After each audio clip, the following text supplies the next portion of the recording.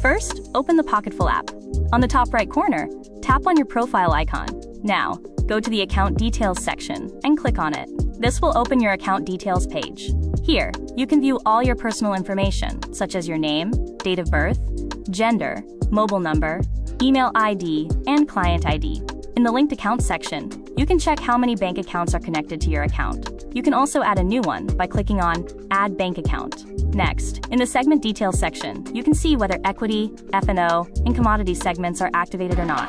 Under the DMAT Account section, you can view your DPID and BOID. You can also go to the Requests section to check if your DDPI is activated. In the Security section, you have the option to change your PIN and password anytime.